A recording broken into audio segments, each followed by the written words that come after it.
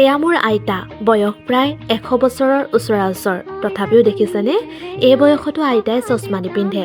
পিছে নাতিনীয়েকৰ চকুত চশমা নিপিন্ধিলে নাতিনীয়েকে দেখি কেনে পায়। আৰু এয়া হৈছে মোৰ মৰমৰ ভতিজী দুজনী, অৰ্থাৎ আইতাৰ আজু নাতি। আৰু মই আছোঁ বৰ্তমান মোৰ পুৰণা ঘৰখন, অৰ্থাৎ যিখন ঘৰত মই জন্ম হৈছিলোঁ সেই ঘৰখনত। যেতিয়াই ঘৰলৈ যাওঁ মই পুৰণা ঘৰলৈ যাওঁৱেই, যিহেতু তাত মোৰ বৰমা, আইতা, দাদা দুটা, বৌ দুজনী আৰু মোৰ এই অকণমানি ভতিজী দুজনী থাকে। ঘৰখনলৈ গ'লে বৰ্তাক খুব মিছ কৰোঁ, যিহেতু আজি যদি বৰ্তা থকাহেঁতেন হয়তো বৰ্তাৰ পৰা বিশেষ মৰম পালোহেঁতেন। একো নাই, অতীতক আৰু কিনো ৰিঙিয়াও, বৰ্তা সদায় আমাৰ অন্তৰত থাকি যাব।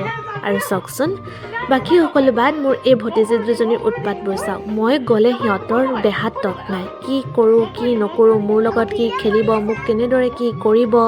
আৰু ময়ো খুব ভাল পাওঁ, তাহাঁতৰ লগত মই সৰু হৈ যাওঁ আৰু কি ধেমালি, চিঞৰ বাখৰ, মুঠতে উৎপাত আৰম্ভ হৈ যায়। আৰু মই পিছে সিহঁতৰ লগত এইবোৰ খেলি ধেমালি কৰি বেয়া নাপাওঁ দেই।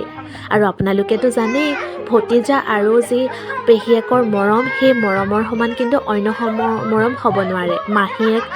মাহীয়েকৰ মৰম বা পেহীয়েকৰ মৰম, খুৰাকৰ মৰম, এই মৰমবোৰৰ মৰমে সুকীয়া। আৰু ইহঁতৰ লগত এই যে সৰু সৰু ধেমালিবোৰ, এই ধেমালিবোৰে এক বেলেগ সুকীয়া আনন্দ দিয়ে, খুব ভাল লাগে। আৰু ঘৰলৈ গ'লে ইহঁতৰ লগত ধেমালি নকৰাকৈ নাথাকোঁ। আৰু দেখিছেনে, মোক কুলকুলাইছে, কি কৰিছে, কুটকুটাইছে। আগতে এনেদৰে মোক সৰু দাদাই কৰিছিলে। ডাঙৰ দাদাৰ লগত এই ধেমালিবোৰ হোৱা নাছিলে যদিও সৰু দাদাৰ লগত খুব হৈছিলে এই ধেমালিবোৰ।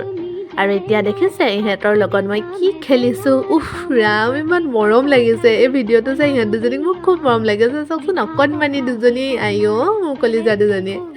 আৰু এয়াই হয়, আৰু এনেদৰেই আমি ধেমালি কৰোঁ। ভগৱানে ভালে ৰাখক, ইহঁতকো ভাল মানুহ কৰাওক।